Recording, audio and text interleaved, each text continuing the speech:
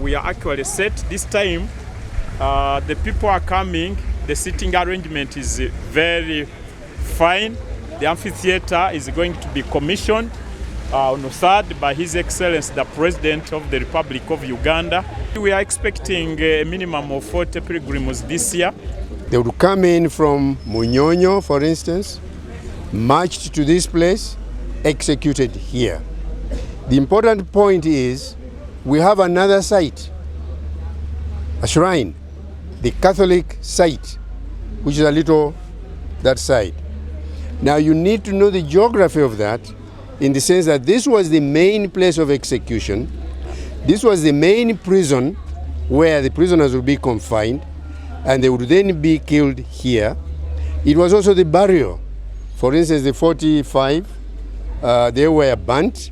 Their ashes lie here in a common grave. Namugongo has been moving, transforming. It was a dream.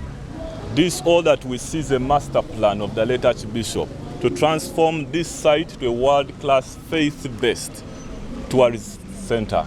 That people do not only come for Martyrs Day and then the whole place is empty. People need to come here every day to reflect on the journey of the martyrs and also reflect on their own.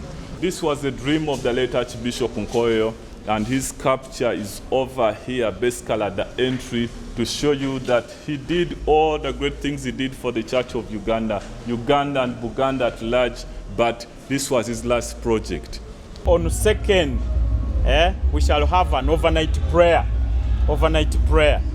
Now, between today and 2nd, we are in partnership with the Ministry of Science and Innovation, so that people, when they come here, the youth, the Christians, women, yes, they get the word of the Spirit, they get the spiritual food, but they also get physical food. They get skills. This is an amphitheater that has taken us 1.5 years with the support of the government to make us that ever since we started, we have never stopped. Now this pavilion seats over 20,000 people.